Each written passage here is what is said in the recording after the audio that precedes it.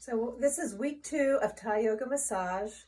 I'm going to demonstrate the supine postures that we covered in class on week 2.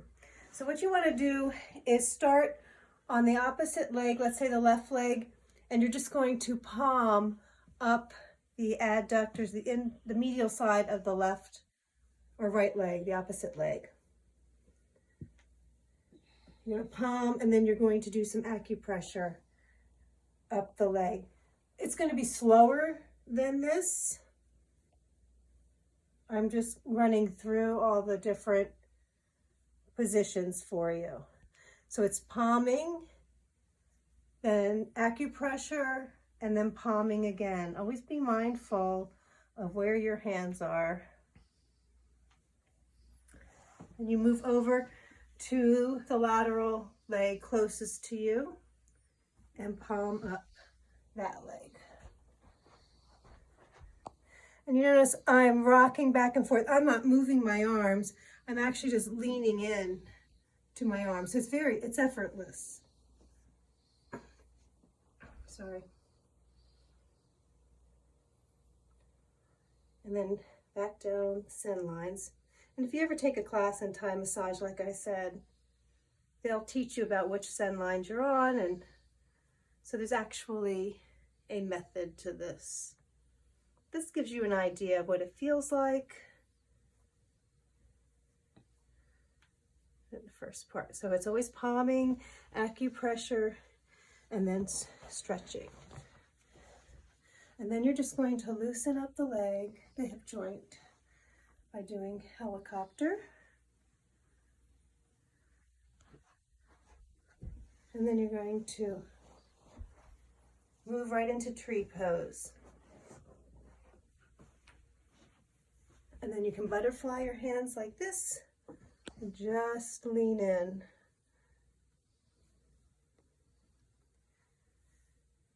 Up and back, or as much,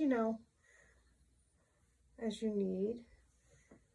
And then you do a nice counter stretch. Just always keep an eye on your client's face. Make sure they're tolerating the stretch okay. Then you're just going to move their foot away. You're going to climb on the table.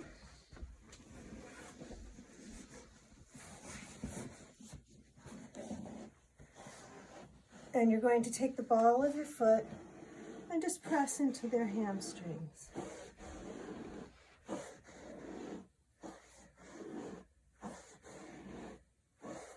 If this foot you can't get to lock like I have it locked, you can just have it draped over. Just hold on to their leg. So either way is fine. Then you're going to bring their knee up to the ceiling like this. Climb on the table and just cradle their foot in between your legs and just pull back,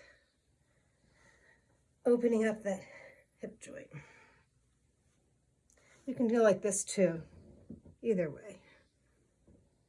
And then you can use like a clamshell. And it's really just moving your elbows up and down.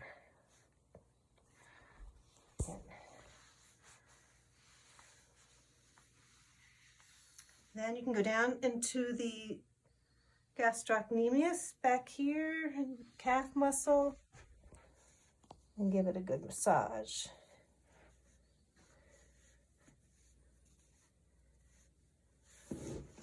Then you can just roll this over, and you can work on their IT band up here by the trochanter. You can use your forearm. You can just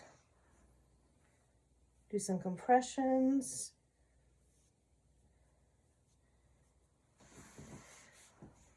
Then you just, while you're here, put their foot over here and then just give them a nice twist.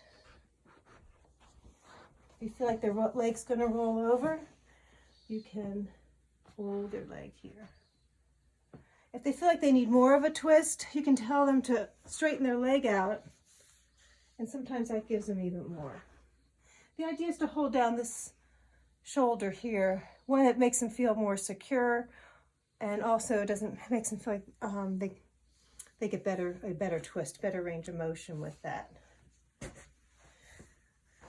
Then you're going to go into a side kick.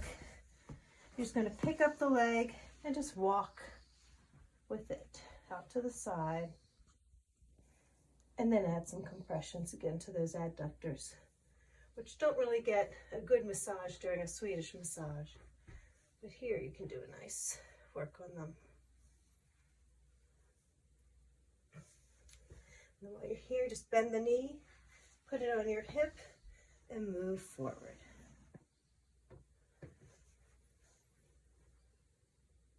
This can also be done on the table. Just having their foot here and moving forward.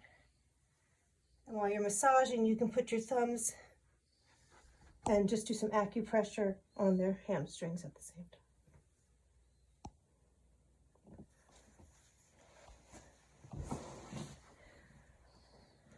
And I think, oh no, we're doing the other one. You take the right leg and put it over the left. Swing it to the right, and then you come over here. You should put your foot on this opposite shoulder, and then just pull.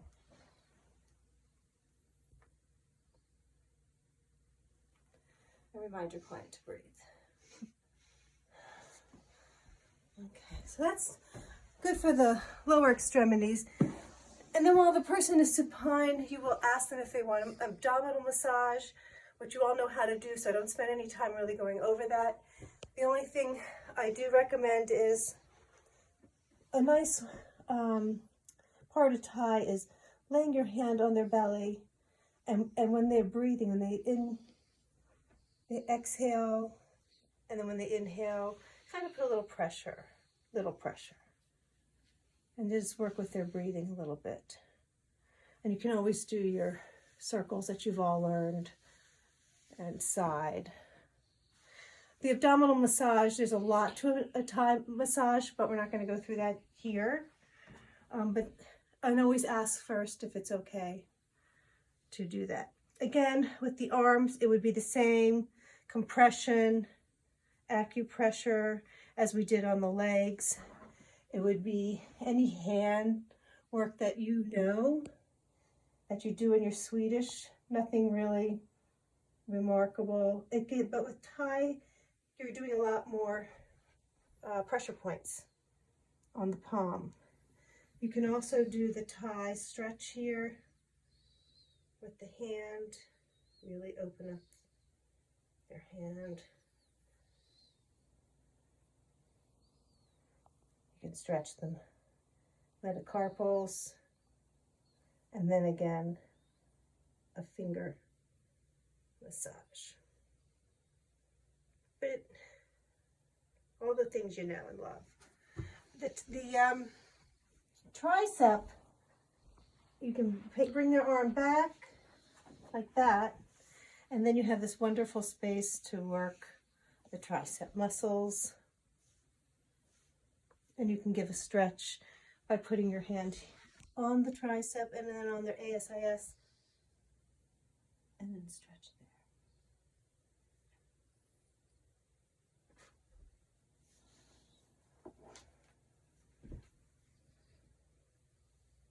there. A little tug is always good. Lastly, the only thing I want to go over here is there's no oil, remember, so you have no neck massage with oil. But I like to just press, bringing the shoulders down, cupping my hands under their occipital ridge, and just maybe pulling, putting my fingers under their ridge, do little circles. You can move it to the side and do a nice stretch that way. Scalp, we'll cover scalp in the sitting postures, but it's always nice to do a little scalp massage. Hair pulling, where you grab the hair in your hands close to the root, and when you have it close to the root, just do little circles so that you feel the scalp moving.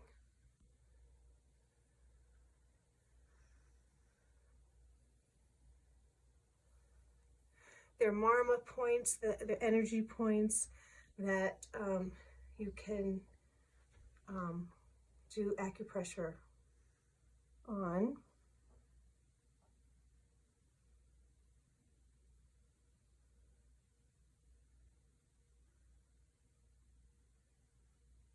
Okay.